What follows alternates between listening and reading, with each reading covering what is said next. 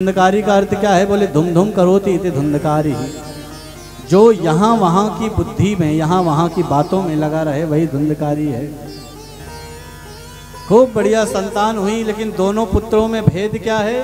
बोले गौकर्ण पंडितो ज्ञानी धुंधकारी महाखला। गौकर्ण जी तो बहुत बड़े ज्ञानी पंडित निकले, लेकिन धुंधकारी महाखल निकला।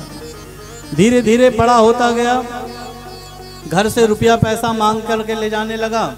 जब माँ के पास आए, कहे मैया 10 रुपया चाहिए, तो मैया प्रेम में भर करके क्या करें? बोले 10 की जगह उसको 50 रुपया दें। कहें 10 से क्या होगा बेटा, तुम्हारे पिताजी किसके लिए कमाए हैं? तुम्हारे लिए। तो लेके जाओ, 10 की जगह 50 रुपया दे दें।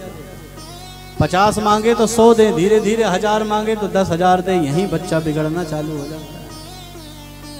बच्चे के सबसे पहले बिगड़ने के जो लक्षण हैं वो ध्यान दें। जब बच्चा गांव में घूम घूम करके, वो कंचा कहते हैं, क्या कहते हैं, गोली जो आती है, वो अगर उसने खेलना चालू किया तो समझ लो पहली स्टेप चालू, पहली सीढ़ी चढ़ने लगा है।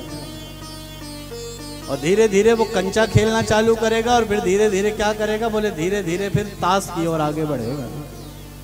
और ताश खेलना जहाँ चालू किया तो वहाँ मदिरा पीते देर नहीं लगती। प्रेम से बोलिए राधे राधे। इधर धुंधकारी की भी वही स्थिति। माँ से 10 मांगे तो माँ 100 दें, 1000 मांगे तो 10,000 दें। जाके सट्टा खेलने लगा, और जब सट्टा खेलने लगा तो सट्टा के साथ साथ दारू भी पीने लगा, शराब पीने लगा। और शराब पिए, 5-5 वेश्याओं को घर में ला करके रख लिए, और 5 वेश्याओं के साथ वेश्यागमन करे, खूब दारू पिए, शराब पिए, जगह जगह लौट मारे। अच्छा, शराब भी बड़ी अजीब चीज है, और इसको पीने वाले वो उससे भी बड़े अजीब हैं। जो लोग शराब पीते हैं वो उनसे भी बड़े अजीब हैं। शराब कहती है पहले मेरे बारे में जान लो, उसके बाद आप शराब पीना। शराब का फुल फॉर्म किसी को पता है? कोई जानता है शराब का पूरा नाम क्या है? शराब तो शॉर्ट नेम है, पूरा नाम जानते हैं शराब का क्या है? जो लोग पीते होंगे हो सकता वो जानते हैं। प्रेम से बोलिए राधे राधे। राधे राधे। लेकिन अगर आज आप लोग शराब का पूरा नाम जान लो तो हो सकता पीने ही छोड़। शराब क्या कहती है? आप लोग ध्यान से श्रवण करें। शराब कहती है पहले मुझे जान लो, उसके बाद मुझे पीना प्रारंभ करना। शराब कहती है 3 अक्षर से मैं बनती हूं, सा, रा और बा। और मेरा फुल फॉर्म क्या है, पूरा नाम क्या है? बोले सा से मैं क्या करती हूं? सड़ाती हूं। किसको? शरीर को। शराब सबसे पहले कह रही है कि पहले मुझे जान लो तब मुझे पीना। सा से क्या करती हूं? सड़ाती हूं। किसको? बोले शरीर को। और रा से क्या करती हूं? बोले रुलाती हूं। किसको? घर वालों को भी, परिवार वालों को भी, और तुझको भी। और बा से क्या करती हूँ? बोले बा से जिंदगी बर्बाद कर देती हूँ, तेरी भी और पूरे पूरे परिवार की। वही शराब। अरे बात अच्छी लगा करे तो ताली बजा दिया करो, और न लगे तो कोई बात ही नहीं है। प्रेम से बोलिए राधे राधे। राधे राधे। सा से क्या करती है? सड़ाती है। रा से रुलाती है, और बा से जिंदगी बर्बाद कर देती है। और मैं तो समझे ही नहीं पाता हूं कि लोग पीते क्यों हैं। पीने वालों को देखा है मैंने, शराब पी करके नाली में पड़े रहते हैं। तुलसीदास जी बेचारे कह कह करके चले गए, बड़े भाग्य मानुष तन पावा। इंसान बड़े भाग्य से मनुष्य का तन पाता है, और मनुष्य का तन पाके दारू पी के नाली में पड़े। बताओ, तुलसीदास जी महाराज भी सोचते होंगे कि ऐसे व्यक्ति के लिए इस चौपाई को लिख करके मैंने सबसे बड़ी गलती की। बड़े भाग्य मानुष तन पावा, ये कहते क्यों हैं? ये ध्यान से सुनो। तुलसीदास जी महाराज इसीलिए कहते हैं बड़े भाग्य मानुष तन पावा, क्योंकि ये जो मानव शरीर हमको आपको मिला है, यही एक ऐसा शरीर है जिससे हम अच्छे कर्मों को कर सकते हैं। यदि गलती से कुत्ता बना देते, देखो वो भैया भगा रहे हैं कुत्ते को, भगा रहे हैं कि नहीं? अब जरा सोचो आप कि अगर हमको कुत्ता बना दिया होता और हम यही कथा सुनने आते तो हमारी भी यही स्थिति होती, डंडा लेके भगाते, भगो यहाँ से। भगाते कि नहीं भगाते? या कोई जानवर बना देते, यहाँ कोई जानवर घुसता तुरंत आप ही लोग भगाते, अरे भगो यहाँ से। लेकिन इंसान को तो नहीं भगाते हैं। यही फर्क है। बड़े भाग्य मानुष तन पावा। मनुष्य योनि जो हमको मिली है वो सत्कर्म करने के लिए मिली है। बाकी 84 लाख जितनी भी योनियां हैं उसमें तो केवल भटकते रहो और अपने पाप की सजा को काटते रहो। इसीलिए ये जो मानव तन मिला है, इस मानव तन का हर व्यक्ति को सदुपयोग करना चाहिए। अगर पीना ही है तो हमारे संत कहते हैं पीना है तो भगवान के नाम का प्याला पियो। अगर गिरोगे भी तो लोग संभालने के लिए हाथ फैला करके खड़े होंगे। ऐसी चीज को क्या पीना जो तुम्हारे जाने के बाद क्या कहें?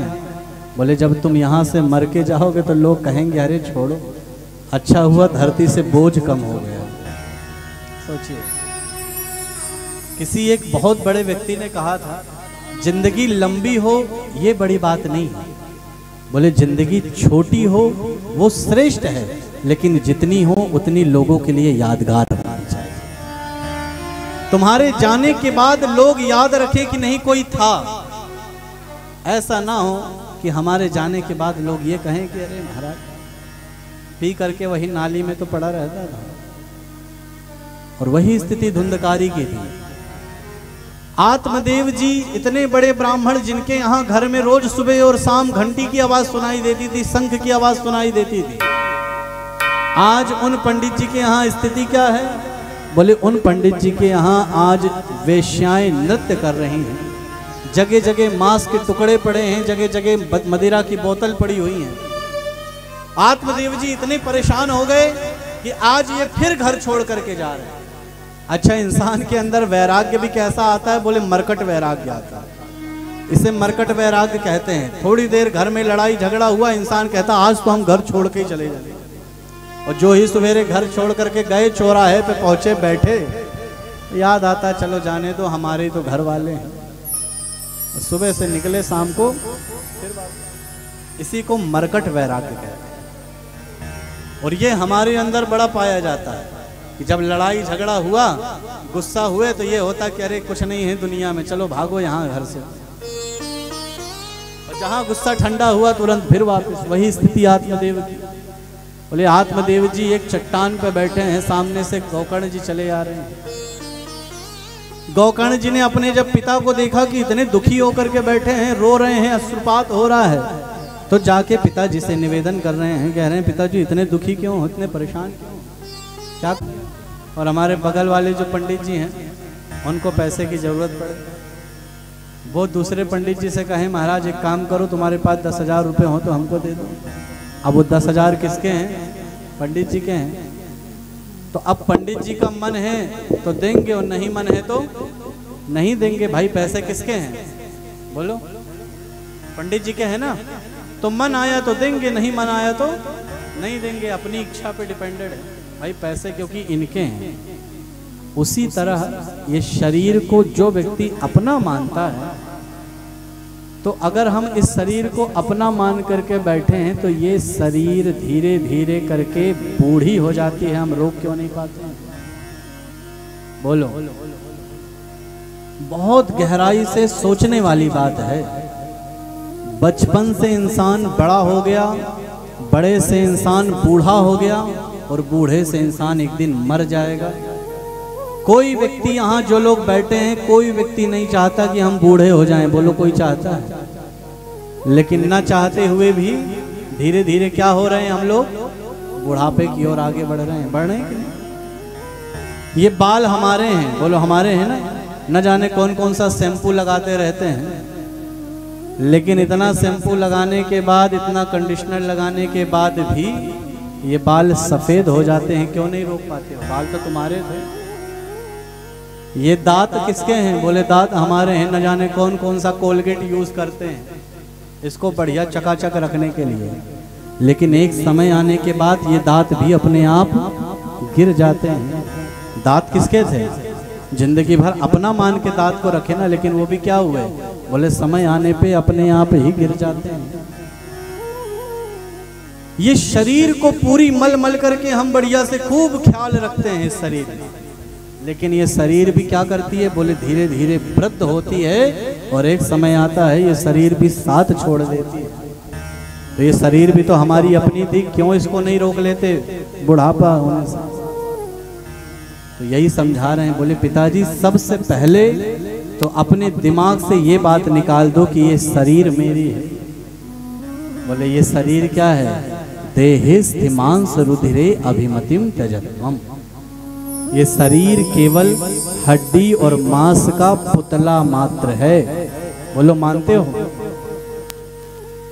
अगर ये शरीर हमारी होती तो जब इंसान मर जाता है तो मरने के 2 दिन 3 दिन से ज्यादा कोई शरीर नहीं रखता। बोलो रखता है? घर वाले कहते हैं भैया ले जाओ अंतिम संस्कार करो, नहीं तो 5 दिन बाद ये बॉडी क्या होगी, सड़ने लग जाएगी। लोग कहते हैं ना ले जाओ अंतिम संस्कार करो। हाथ वही है, पैर वही है, आदमी वही है, फिर भी हम क्या बोलते हैं, बोले ले जाओ इसको। क्यों? क्योंकि ये शरीर कभी हमारी थी ही नहीं और हम इसी भान में खो करके बैठे थे कि ये शरीर हमारी है, ये हाथ हमारे, ये पैर हमारे। इसी को निखारने में हम अपने पूरे जीवन को लगा देते हैं। और होता क्या है, कितना भी स्नो पाउडर क्रीम लगा लो लेकिन अंत में ये साथ देने वाली नहीं रहती।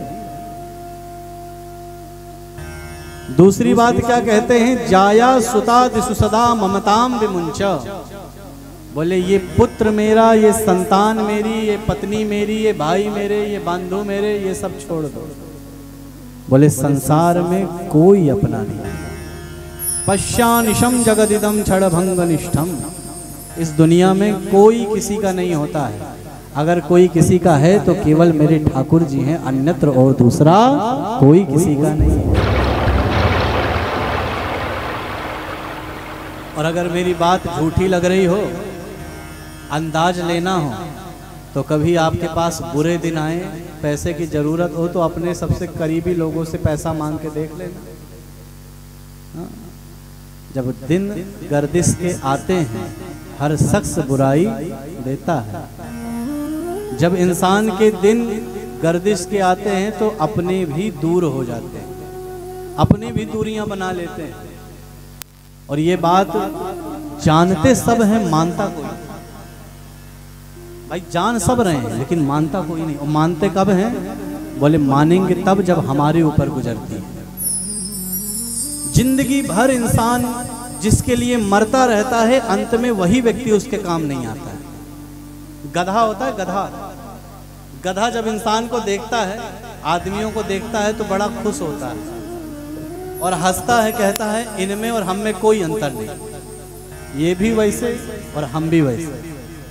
गधा कहता है सुबेरा होते ही हम भी मालिक के लिए बोझा लाद के पूरे बाजार भर घूमते हैं और शाम को लौट करके आते हैं, खाते हैं, सो जाते हैं। और वही स्थिति आदमियों की है। परिवार का बोझा लाद करके सुबेरे काम पे निकलता है, सच बोलता है, झूठ बोलता है, दुनिया भर के प्रपंच करेगा और शाम को लौट करके आएगा, आ करके खाएगा, सो जाएगा। इसी के लिए जन्म हुआ है। बोलो, इंसान दुनिया के लोगों से प्रश्न पूछता है, कभी अकेले बैठ करके अपने आप से प्रश्न पूछो कि जन्म हुआ क्यों है तुम्हारा। केवल खाओ, पियो, कमाओ, बटोरो, झूठ बोलो, लोगों के ऊपर अत्याचार करो, इसीलिए जन्म हुआ है। बोलो, हमसे अच्छे तो ये पशु हैं। एक बार अपने आप से व्यक्ति प्रश्न पूछे कि जन्म हुआ क्यों है हमारा। बस खाओ, पियो, आनंद लो और देह का परित्याग कर दो। वास्तविक में इस संसार में देखा जाए तो कोई किसी का नहीं है। न पुत्र किसी का, न पत्नी किसी की, न भाई किसी का, न बंधु किसी का। किसी कवि का एक बड़ा सुंदर भाव मुझे याद आया। आप लोग इस पंक्ति को, एक एक लाइन को बिल्कुल ध्यान से सुनिएगा। कसम वादे प्यार वफा सब बातें हैं बातों का क्या,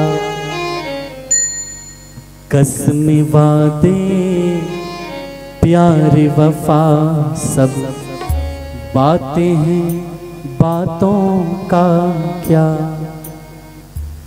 कोई किसी का नहीं ये झूठे, कोई किसी का नहीं ये झूठे, नाते हैं नातों का क्या। कसम वादे प्यार वफा सब बातें हैं, बातों का क्या। होगा मसीहा सामने तेरे, फिर भी तू ना बच पाएगा। बोले तेरे पुत्र, तेरे भाई, बंधु सब लोग सामने खड़े रहेंगे, लेकिन जब उस यमराज का बुलावा आएगा तो न तेरा पुत्र बचा पाएगा, न पत्नी बचा पाएंगे, न पति बचा पाएंगे, सब सामने खड़े रहेंगे।